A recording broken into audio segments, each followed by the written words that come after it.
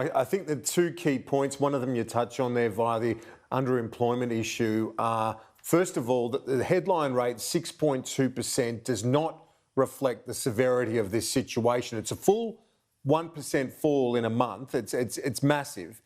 But when you look at the total jobs lost, 600,000, or to be precise, 594,000 jobs gone in the month of April. That's the key figure, along with that figure that you said, the underemployment, the participation rate dropping 2.4% as well. That's why, with the participation rate dropping so much, that those jobless numbers don't translate into the headline rate being worse than what it is at 6.2%. I think it's deceptive, really, in terms of that number. It is worse than that. The Prime Minister knows it's worse than that in the labour market. And I think he got the tone absolutely right, saying this is a terrible day for the country. It's a tragedy for each of those families concerned, those jobs lost. Each and every one is a trauma that has to be worked through. It's not an easy thing to go through. The second point to make here, Ashley, is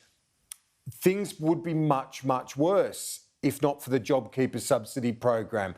The Treasurer saying there, what we've been reporting throughout the day, that there are now more than 6 million workers covered by JobKeeper. So when you add 6 million workers on JobKeeper, 1.6 million on JobSeeker, which is the dole and youth allowance, you're at 7.6 million workers.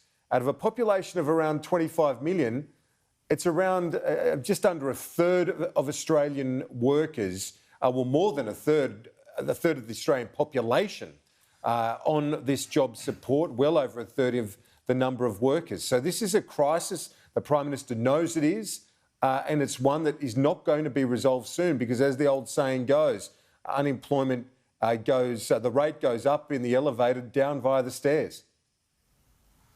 Yeah, and it is a crisis really hitting our younger Australians. Youth unemployment, when you delve into these figures, you can see that rate is more than double the national rate, sitting at 13.8%. That's almost 14% of younger Australians without a job. Andrew